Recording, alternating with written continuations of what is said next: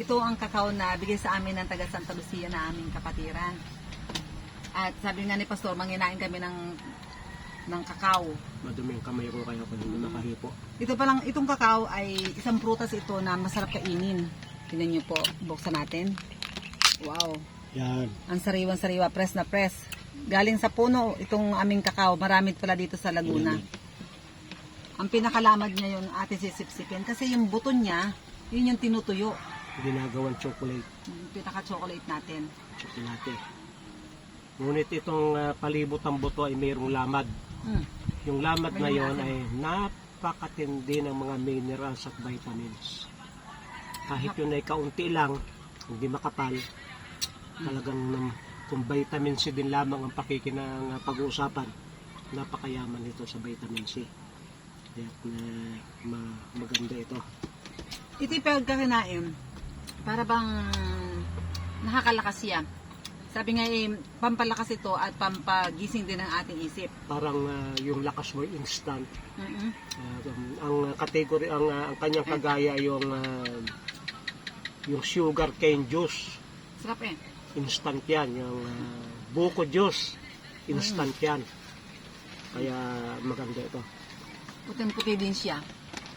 At kung gusto daw natin makatulog, kumain daw tayo ng kakao. Mga ganito nga, 3 hours before. Bago maghapunan ay tumikim tayo ng kakao. Pag tayo nakakita ng kakao sa mga puno, ipignigan ng pansin eh. At itinutuyo na agad nila, pero sipsipin na lang muna natin pagkahugas ng buto. Kapag maramihan, halimbawa isang timba, ay bubuhusan nyo ng mga ilang tabong tubig. Pagka inyong iinumin, nahahaluin nyo ng sandok para makuha ninyo yung extract. Pagka tayo hinalo sa sa isang pitcher, magiging juice na. Ganyan din yung santol. Tayo sa santol.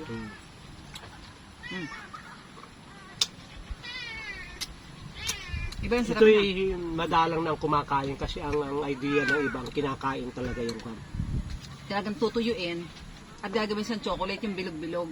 Maraming ganito sa sa Mindanao. Ginagawa nga itong tabliya. Yung pinaka-tabliya niya, bilog, na masarap. Pag ito pinagligay niyo sa kumukulong tubig, ay masarap na parang chocolate talaga pag inyong iniinom. Yung tabliya na yun. Kapag nga ito yung ating pinatuyo kagad, maganda ating halo sa tubig para mawala na yun at maging juice na. Maganda talaga nating kainin ang lamad ng tabliya na napakasariwa na ganito upang tayo maging malakas. Sayang naman kung di natin sisipsipin itong lamad. Napakasarap nito, kaya marami pong salamat sa patuloy na pagsubaybay sa mga ka-natural ni Pastor Vito. Thank you po sa inyong lahat.